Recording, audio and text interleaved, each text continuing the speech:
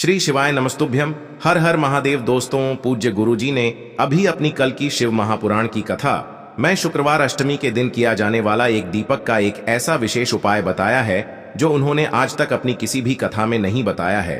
पूज्य गुरुजी ने कहा कि जब आपके हाथ तंग चल रहे हो, जब रुपये पैसे कहीं से प्राप्त ही ना हो पा रहे हो, जीवन में चारों तरफ से सिर्फ और सिर्फ परेशानियां आ गई हो, उनसे बाहर निकलने का कोई रास्ता ना दिखाई दे रहा हो, तो 7 मार्च 2025 शुक्रवार के दिन कर लेना एक दीपक वाला यह उपाय होगी।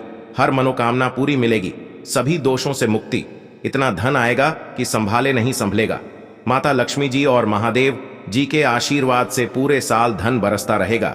दोस्तों, जैसा कि आप सभी लोग जानते हैं कि 7 मार्च 2025 यानी शुक्रवार को पड़ रही है फाल्गुन महीने की अष्टमी तिथि। और दोस्तों, यह वह तिथि है जो फाल्गुन महीने में पड़ने वाली सबसे बड़ी और फाल्गुन महीने की पहली अष्टमी तिथि है, क्योंकि यह शुक्रवार के दिन पड़ रही है और हमारे हिंदू धर्म में इसका बहुत ही बड़ा और विशेष महत्व होता है। पूज्य गुरु जी ने कहा है कि अगर कभी भी मौका लग जाए और फाल्गुन महीने की अष्टमी तिथि शुक्रवार को पड़ जाए तो आप लोगों को सिर्फ और सिर्फ एक दीपक वाला उपाय तो अवश्य ही करना चाहिए, क्योंकि इन दोनों तिथियों का संयोग बहुत ही कम आता है। इसी के साथ दोस्तों, गुरु जी ने कहा है कि जब भी फाल्गुन महीने का शुक्रवार पड़े तो आप लोगों को सिर्फ और सिर्फ एक दीपक वाला उपाय तो अवश्य करना चाहिए। यह उपाय इतना खास है कि अगर आपने सही मुहूर्त पर सही क्रिया अनुसार एक दीपक वाला उपाय कर लिया, जो प्राचीन काल के समय का महाउपाय है, तो मान के चलिए दोस्तों, महादेव जी के आशीर्वाद से आपके जीवन का कितना ही बड़ा दुख हो, उससे आपको मुक्ति मिल जाएगी।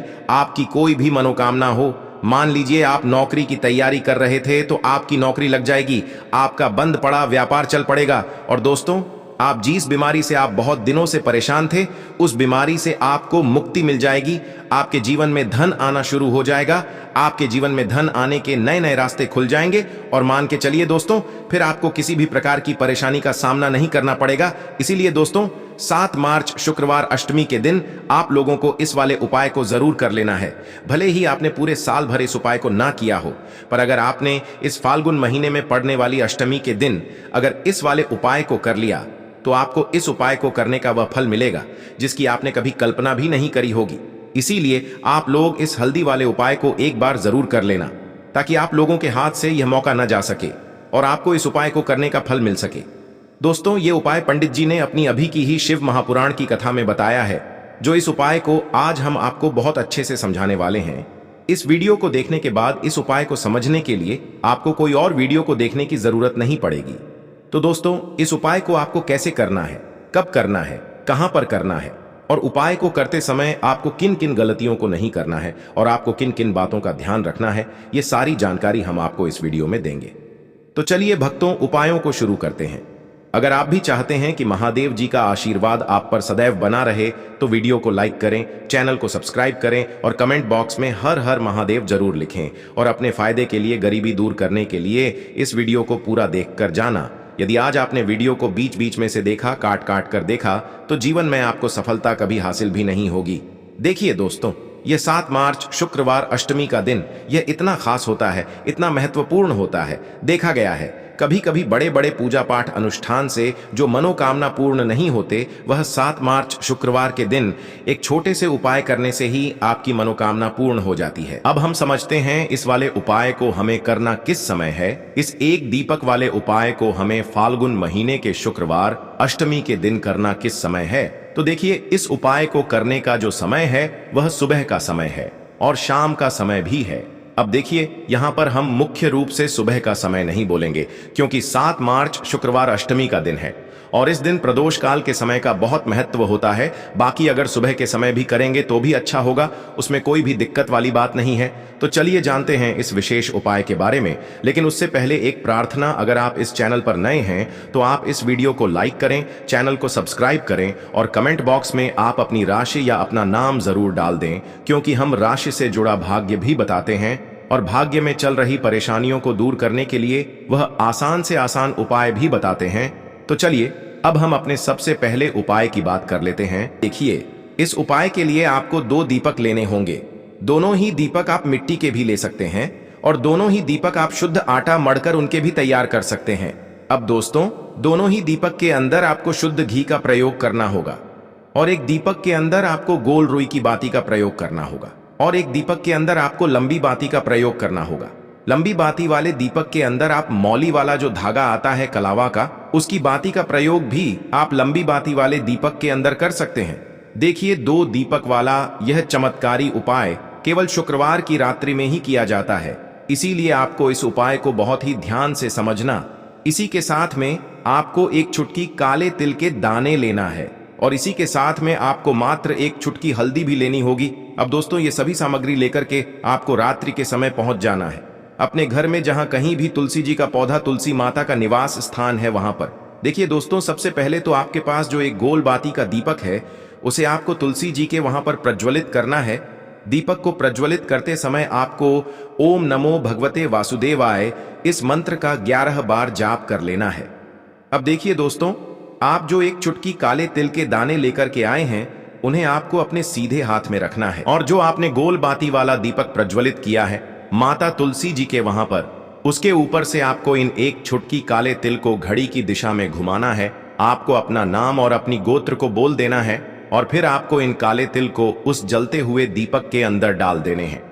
देखिए, काले तिल भगवान विष्णु के पसीने से उत्पन्न हुए हैं, और जब भी हम यह दीपक की रात्रि में प्रज्वलित करते हैं तो इससे हमें हमारे कर्ज में राहत मिलती है, हमारे जीवन में धन प्राप्ति के नए नए मार्ग खुलते हैं, हमारा अगर कोई भी कार्य रुका हुआ है तो वह भी परिपूर्ण होता है।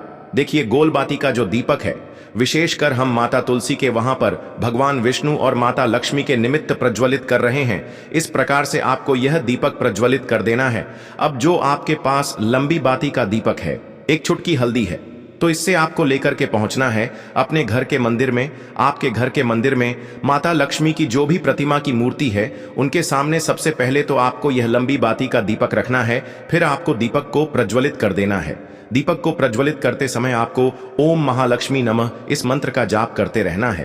अब दोस्तों, आपके पास जो एक चुटकी हल्दी है, उसे आपको अपने सीधे हाथ में रखना है, और इस एक चुटकी हल्दी को आपको उस दीपक के ऊपर से 11 बार घड़ी की दिशा में घुमाना है, और आपको ओम महालक्ष्मी नमः मंत्र का जाप करते रहना है, और इस एक चुटकी हल्दी को आपको उसे दीपक के अंदर डाल देना है।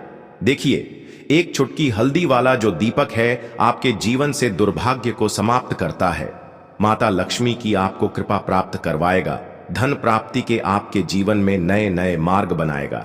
देखो, अगला उपाय है, वह भी बहुत ज्यादा खास है। तीनों उपाय को आप जरूर सुनना, क्योंकि जो आपको अच्छा लगे वह उपाय आप कर सकते हैं। देखिए, इस उपाय के लिए आपको 2 हरी इलायची लेनी होगी। हरी इलायची आपको साबुत लेनी है, खंडित नहीं होनी चाहिए। और इसी के साथ में आपको मात्र थोड़ा शहद लेना है। शहद आपको मात्र आधा चम्मच या फिर उससे भी कम ले लेना है। और इसी के साथ में आपको एक दीपक ले लेना है। दीपक आप चाहे तो मिट्टी का भी ले सकते हैं, और आप चाहे तो शुद्ध आटा मढ़कर उसका दीपक भी आप तैयार कर सकते हैं। इस दीपक के अंदर आपको मौली का जो धागा आता है कलावा का, उसकी बाती का प्रयोग करना होगा। यानी कि इस दीपक के अंदर आपको लाल रंग की बाती का प्रयोग करना होगा, और इस दीपक के अंदर आपको शुद्ध घी का प्रयोग करना होगा। अब यह सारी सामग्री लेकर के आपको अपने घर में जो भी मंदिर है वहां पर पहुंच जाना है, और आपको माता लक्ष्मी के किसी भी स्वरूप के सामने बैठ जाना है। अगर माता लक्ष्मी की फोटो है, माता लक्ष्मी की प्रतिमा है, तो उनके सामने आपको बैठ जाना है। अगर माता पार्वती की प्रतिमा है तो उनके सामने आपको बैठ जाना है, यानी कि किसी भी माता के स्वरूप के सामने आपको बैठ जाना है। अब देखिए, सबसे पहले तो आपको माता रानी के सामने थोड़ी सी चावल की ढेरी बना देनी है, यानी कि थोड़े से अक्षत के दाने आपको माता रानी के सामने रखना है। उसके बाद आप जो एक दीपक लेकर के गए हैं, उस दीपक को आपको उन्हीं चावल के दानों के ऊपर रख देना है, और फिर इस दीपक को आपको माता रानी के सामने प्रज्वलित कर देना है।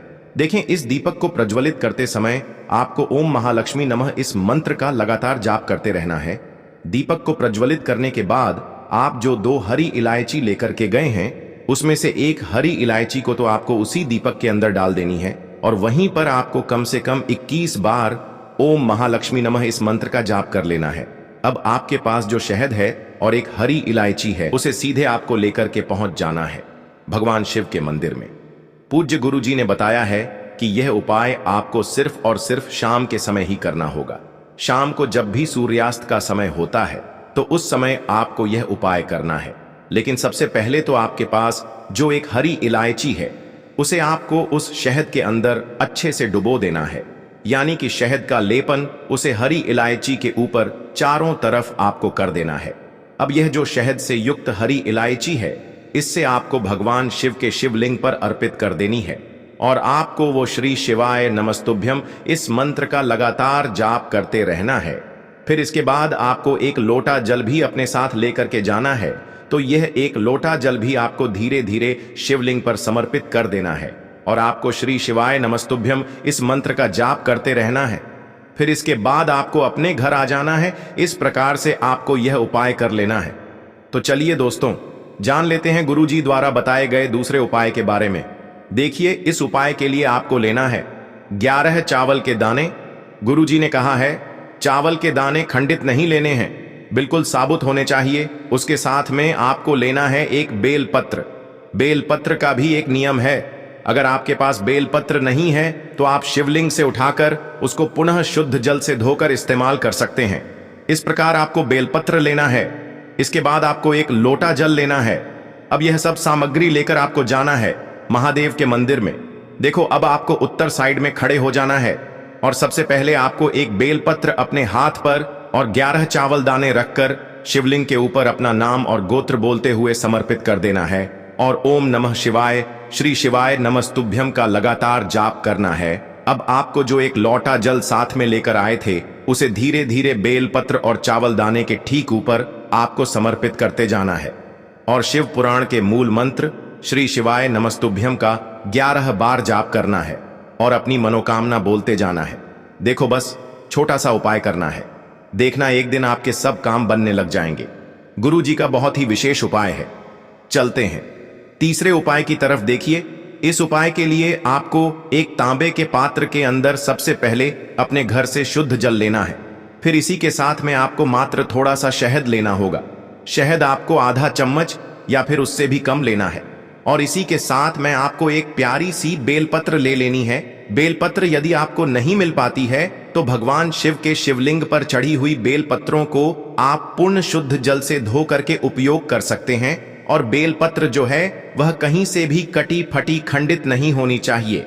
अब ये तीनों सामग्री लेकर के सीधे आपको पहुंच जाना होगा भगवान शिव के मंदिर में। यह उपाय सुबह से लेकर के शाम तक किसी भी समय कर सकते हैं। देखिए, सबसे पहले तो आपके पास जो शहद है उससे आपको अपने सीधे हाथ की चिटी उंगली के जो पास वाली उंगली होती है, अनामिका उंगली, उसमें थोड़ा सा शहद आपको लेना है और इससे फिर आपको शिवलिंग पर जहां माता अशोक सुंदरी का स्थान होता है वहां पर आपको ओम का निर्माण करना है। लेकिन जलाधारी के बिल्कुल बीच में जो स्थान होता है उसे माता अशोक सुंदरी का स्थान कहते हैं और इसी स्थान पर आपको शहद से ओम का निर्माण करना है। अब दोस्तों, आपके पास जो एक बेलपत्र है उसे आपको अपने सीधे हाथ की हथेली पर रखना है और महादेव से आपको अपनी विशेष मनोकामना, आपके जीवन में जो भी संकट चल रहे हैं, जो भी समस्याएं चल रही हैं, जो भी जीवन में दुर्भाग्य बना हुआ है, आप अपने किसी भी कार्य में सफल नहीं हो पा रहे हैं, तो जिस भी प्रकार की आपकी समस्या है उसे दूर करने के लिए आपको महादेव से प्रार्थना कर लेनी है। और फिर यह जो एक बेलपत्र है, इससे आपको शिवलिंग पर माता अशोक सुंदरी वाले स्थान पर समर्पित कर देनी है। देखिए, जहां पर आपने ओम का निर्माण किया है उसी के ऊपर आपको यह बेलपत्र भी समर्पित कर देनी है। देखिए, बेलपत्र की चिकनी साइड का हिस्सा शिवलिंग से स्पर्श होगा और इसकी जो डंडी है वह आपको जलाधारी की ओर रखनी है। बड़ी पत्ती वाला भाग शिवलिंग की तरफ रहेगा। इसी प्रकार से आपको यह बेलपत्र समर्पित कर देनी है। अब दोस्तों, आपके पास जो एक जल का पात्र है उसमें से थोड़ा सा जल तो आपको बेलपत्र की जो आगे वाली पत्ती है उस पर आपको समर्पित करना है और आपको श्री शिवाय नमस्तुभ्यम इस मंत्र का जाप कर लेना है। फिर उस पात्र के अंदर जो जल बचेगा उसे पूरा आपको भगवान शिव के शिवलिंग पर धीरे धीरे समर्पित करते जाना है और लगातार आपको शिव महापुराण के मूल मंत्र श्री शिवाय नमस्तुभ्यम इस मंत्र का जाप करते रहना है। गुरु जी ने कहा है कि जल आपको इतने धीरे धीरे समर्पित करना है कि जल समर्पित करते हुए आप कम से कम 11 बार श्री शिवाय नमस्तुभ्यम या फिर ओम नमः शिवाय इस मंत्र का जाप कर सकें। फिर इसके बाद वापस आपको अपने घर आ जाना है। इस प्रकार से आपको यह उपाय कर लेना है। आप देखेंगे कि आपकी सभी मनोकामनाएं अवश्य ही पूरी होंगी। यह उपाय आपको अवश्य करने हैं। इस वीडियो में हमने आपको 3 से 4 महाउपाय आपको बताए हैं जो आपको शुक्रवार के दिन करने हैं। अगर आपके मन में उपाय से जुड़ा कोई भी सवाल है तो आप कमेंट बॉक्स में पूछ सकते हैं। अगर आपको हमारी ये वीडियो पसंद आई हो तो हमारे इस वीडियो को लाइक करें, चैनल को सब्सक्राइब करें और कमेंट बॉक्स में लिखें हर हर महादेव, जय मां लक्ष्मी। देखो, यदि आपके जीवन में आर्थिक संकट बहुत अधिक हो रहे हैं, धन की समस्या लगातार जीवन में बनी हुई है, एक एक रुपयों को प्राप्त करने के लिए आपको बहुत अधिक मेहनत कर रहे हैं, तो आज रात्रि में सोने से पहले आपको यह एक चमत्कारी दीपक का उपाय अवश्य करना है। या फिर यदि आपका जो व्यापार है, बिजनेस है, दुकान है, वो अच्छे से नहीं चल पा रही है, तो आज रात्रि में इस विशेष दीपक का उपाय आपको अवश्य करना चाहिए। देखो दोस्तों, दीपक हमारे घर में सभी नकारात्मक शक्ति को बाहर करता है। यह उपाय आपको साल में केवल एक बार करने का ही मौका मिलता है। देखिए, इस उपाय के लिए आपको तुलसी जी की जो सूखी लकड़ी होती है उसे ले लेना है। देखिए दोस्तों, यदि आपके पास पुरानी तुलसी जी की लकड़ी है तो उसे आप ले सकते हैं, और यदि आपके घर में तुलसी जी जो लकड़ी है वो सूखी हुई है तो उसकी लकड़ी आप तोड़ करके इस्तेमाल कर सकते हैं। लेकिन आपको ध्यान रखना है कि सूर्यास्त से पहले पहले ही आपको ये जो तुलसी जी की लकड़ी है इससे अवश्य ही तोड़ लेना है। तो इस उपाय के लिए आपको सबसे पहले तो एक मिट्टी का दीपक लेना होगा, चाहे तो आटे का दीपक भी ले सके, क्योंकि आटे का दीपक सभी दीपक में सर्वोत्तम माना गया है। इस दीपक के अंदर आपको शुद्ध घी का प्रयोग करना होगा और इससे दीपक के अंदर अपने जो तुलसी जी की लकड़ी ली है उसे भी रख देना है। लेकिन ये जो तुलसी जी की लकड़ी है इसमें आपको चारों तरफ अच्छे से घी लगा लेना है। देखिए, गुरुजी ने बताया है कि जो तुलसी जी की लकड़ी है यदि आप उपाय करते हैं और बहुत ही शीघ्रता से जल जाती है तो इसके लिए आपको एक कार्य करना है। आपको थोड़ी सी रुई ले लेनी है और उस रुई को आपने जो तुलसी जी की लकड़ी ली है उस पर अच्छे से चारों तरफ लपेट देनी है। तुलसी जी की लकड़ी के ऊपर रुई लपेटने के बाद इसे आपको पूरा घी के अंदर डुबो लेना है। अब इसे आपको बाती के रूप में प्रयोग करना है। अब दोस्तों, इस दीपक को आपको प्रज्वलित कहां करना है, तो इस दीपक को आपको या तो भगवान विष्णु के सामने प्रज्वलित करना होगा या फिर आपको भगवान श्री राम के सामने प्रज्वलित करना होगा, या फिर भगवान कृष्ण के सामने, यानी कि भगवान विष्णु के जो भी अवतार हैं उनके सामने आप ये दीपक प्रज्वलित कर सकते हैं, या फिर आप इससे दीपक को माता तुलसी जी के सामने भी प्रज्वलित कर सकते हैं। पूज्य गुरु जी ने बताया है कि जो भी व्यक्ति इस प्रकार से तुलसी जी की डंडी से यह दीपदान कर देता है उसके जीवन में कभी भी धन की समस्या नहीं होती है। इसीलिए आपको यह पूरे साल में केवल एक बार ही मौका मिलता है। इस उपाय को करके देखना, आपकी सभी इच्छाएं जरूर पूर्ण होंगी। यह जो उपाय है रात्रि में सोने से पहले करना।